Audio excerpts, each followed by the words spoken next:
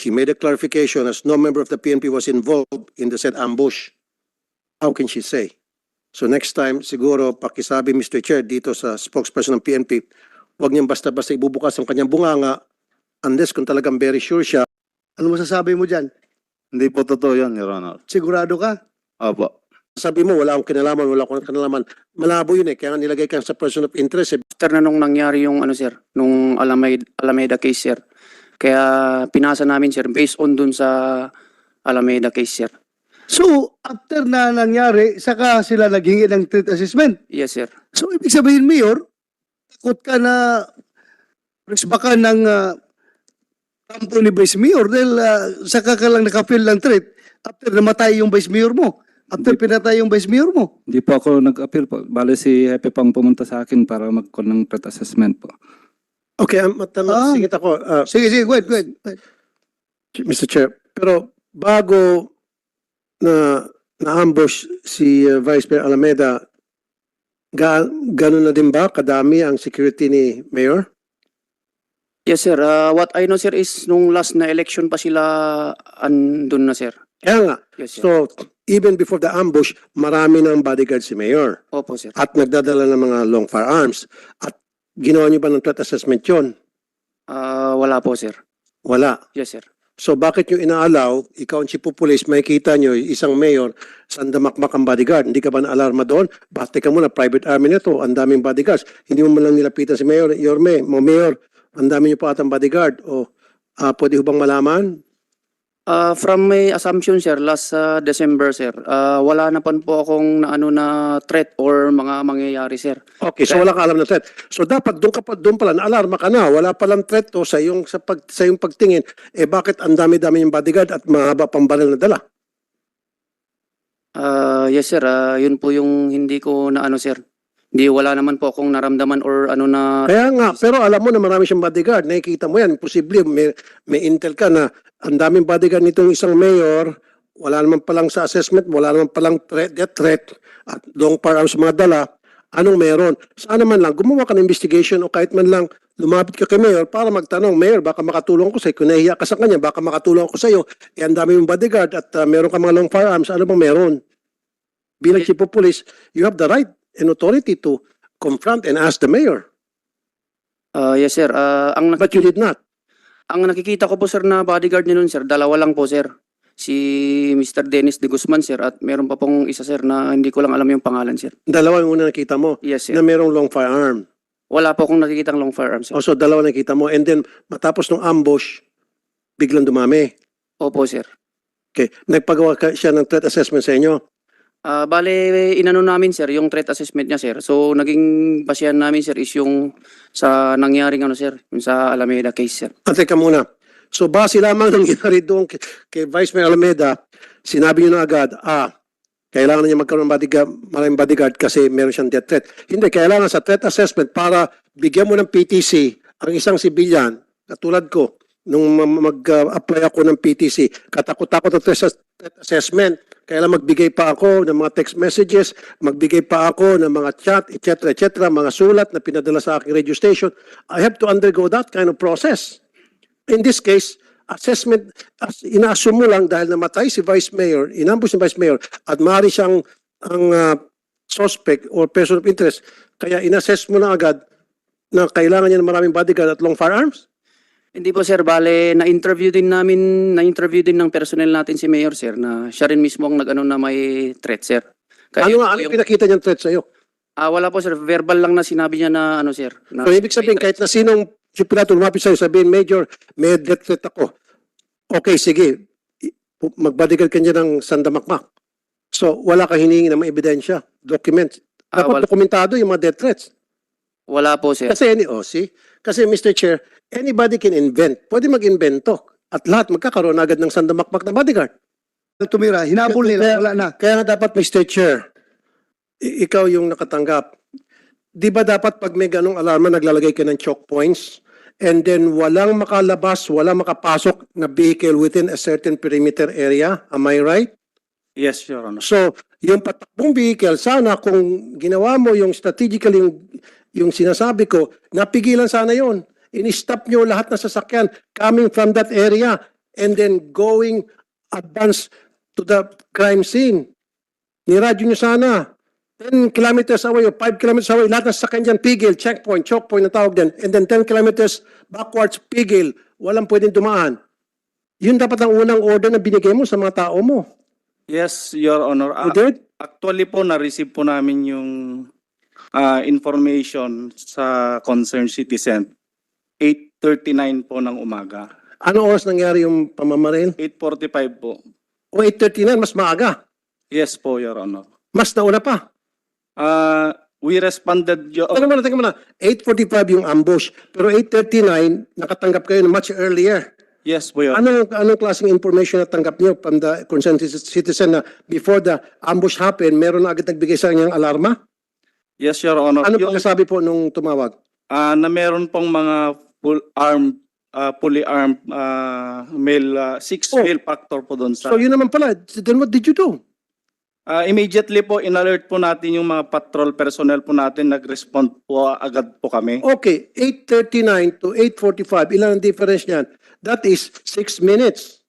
6 to 8 minutes. Exactly. Gaano kalayo yung mga operatiba ninyo doon sa pinangyarihan ng ambush?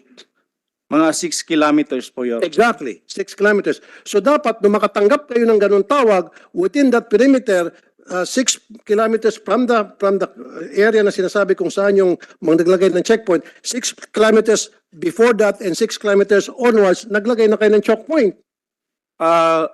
When we responded, Your Honor, we received another call na may putukan na po, and I immediately inform our Provincial Tactical Operation Center na i-alert po ang mga nearby station. Kaya nga, nung nakarinig kayo ng putukan, lahat ng sasakyan na papasok at palabas within that area, pinigilan nyo. Kasi magaling lang kayo mag-checkpoint sa mga motorsiklo eh. Yan ang sinasabi ko dito, Mr. Chair, noon eh. Magaling lang mga pulis natin, magpara ng mga motorsiklo. Yan sinasabi ko, yung mga motorsiklo, wala naman may kakarga mga barilan kung tutusin yung mga long firearms doon sa mga four-wheel vehicles. But anyway, that's besides the point. Sana, sir, yung pala, nabigyan kayo ng 6 minutes lead time, you could have acted properly, and what is that proper action that you should have done? Naglagay na agad kayo ng choke points in advance doon sa area o palibot sa area na yan na para hindi sila makatakas. Ito nga sabi pala ni Chief, ni Sen Bato, nakasalubong niyo pa. Wala pa kasing identity yung sasakyan. Regardless, kahit wala pa identity, ang sinasabi ko nga, you're listening but you cannot hear me. Naglagay ka sana ng mga choke points. Yes, Na para lahat ng sasakyan is naka-steady dyan, stop. At dadaan sa checkpoint ninyo. Kahit na wala kang checkpoint, yung mobile lang, tapos may armado ng mga pulis, o isa-isa in-inspeksyon yung mga sasakyan.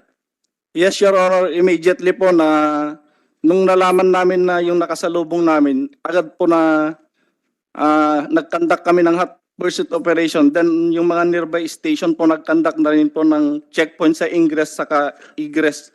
Kaya nga po, pero tapos na, yan sinasabi ni Sen Bato, dapat proactive, hindi reactive. Kayo nag-react na lang. Dapat bago pa man mangyari. In this case, binigyan pala kayo ng 6 minutes lead time. Dapat nagamit yung 6 minutes na yun, nalamang na kayo, na para masara o mahuli mga yun by way of putting choke points. Like I said, I've been saying this pang ilang beses ko na sinasabi to, na hindi nyo po ginawa.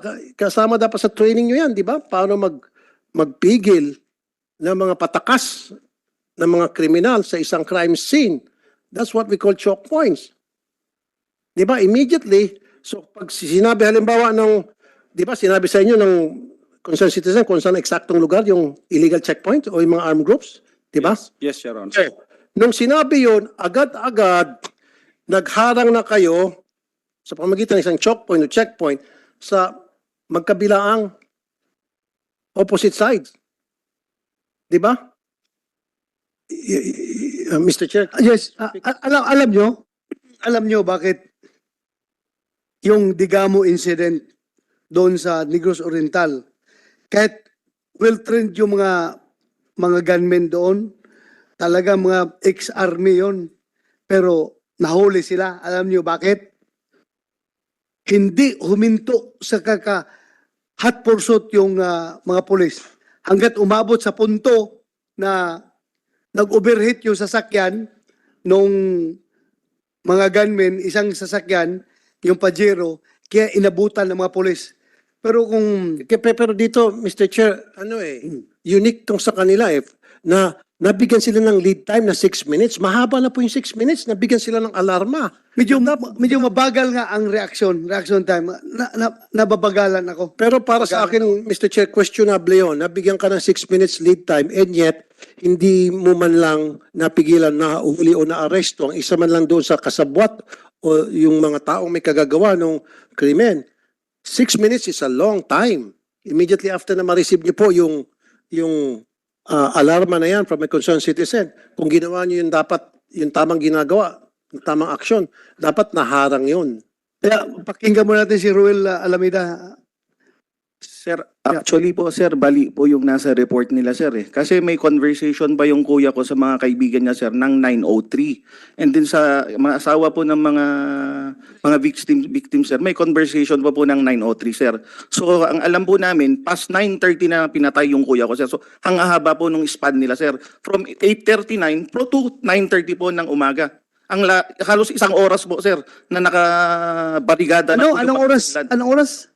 9? 9:03, 9:05 sir, may conversation pa po yung kuya ko sa mga kakontacts niya po kasi nag-i-invite po may ini-invite po sa mga tao sir.